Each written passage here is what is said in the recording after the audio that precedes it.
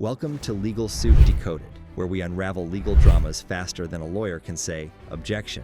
In this legal circus, we're exposing one of COVID-19's ugliest scams. While millions struggled to put food on the table, fraudsters were feasting on your tax dollars. In one of the biggest pandemic-era heists, millions meant to feed hungry kids vanished into luxury cars, mansions, and fake companies. This is the Feeding Our Future scandal, a fraud so bold it makes common criminals look lazy. Meet Amy Bach, the 44-year-old mastermind behind Feeding Our Future, who apparently took nonprofit as more of a suggestion than a rule. Turns out, feeding the future really meant stuffing her own bank account like a holiday turkey, except this feast was funded by stolen tax dollars. While hungry kids were left with empty plates, she and her crew dined on luxury, splurging on mansions, designer goods, and cars that cost more than most people's homes. This wasn't just fraud, it was a gluttonous cash grab at the expense of those who needed it most. This self-proclaimed do-gooder just got served, guilty on all 7 counts, including wire fraud and conspiracy to commit federal program bribery. Her scheme makes Ocean's 11 look like a lemonade stand heist.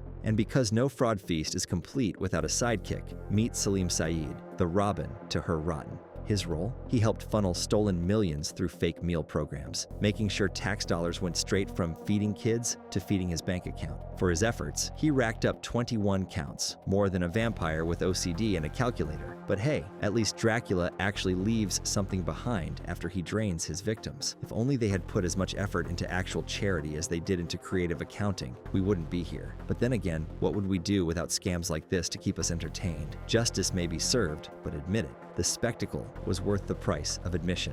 Now, you might be wondering, how does one cook up such a massive fraud? Well, it's easier than you think. Start with one global pandemic. That's right. A global pandemic hits, the government starts throwing around billions with little oversight, and suddenly, a bunch of sham nonprofits pop up like weeds after a storm. Slap on a "for the kids" mask, because nothing says charity like a well-disguised cash grab. Inflate those. Meal counts to absurd levels, and watch the money pour in. Let it all simmer under the radar until the stench of fraud gets too strong to ignore. And there you have it, a recipe for disaster so brazen, it makes Gordon Ramsay's kitchen nightmares look like a wholesome family cookout. The only difference? In this kitchen, the only thing getting roasted is the taxpayers. Let's hit rewind on this million-dollar fiasco, because it didn't start with just any scam, but with a scheme so shamelessly devious, it could teach a masterclass in Fraud 101. The dynamic duo behind this grand feast of fraud claimed to have served millions of meals to children in need. An inspiring story, if only it had been true.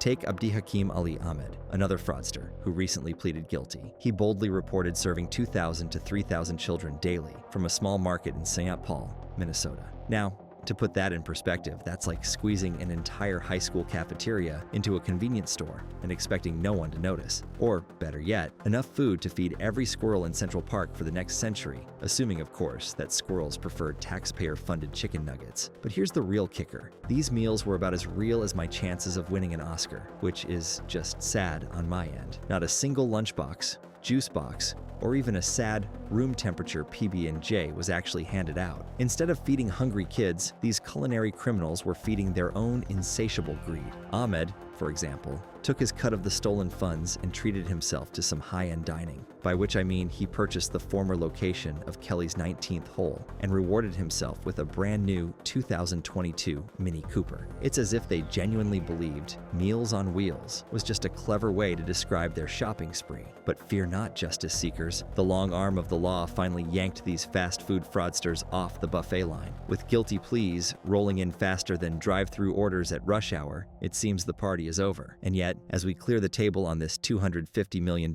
all-you-can-steal buffet, a few burning questions remain. How did this scheme go undetected for so long? Was our system of checks and balances actually just a system of chicken and waffles, delicious in theory, but ultimately lacking in structural integrity? And most importantly, how do we ensure that programs meant to help the most vulnerable don't just turn into ATM machines for the morally bankrupt? Because if this case has taught us anything, it's that when fraudsters smell free money, they don't just take a bite, they feast. Remember, the next time someone offers you a free lunch, make sure it's not funded by a $250 million fraud scheme. And if you ever find yourself in a legal bind, just keep this in mind. A good lawyer is like a good recipe. It can make all the difference between dining in style and being served a side of prison time. So, stay sharp, because while some people are out there feeding kids with stolen funds, others are just trying to figure out how to avoid a meal in a federal detention center. Tune in next time for another round of Legal Suit Decoded, where we dish out the hard truths with a side of sarcasm,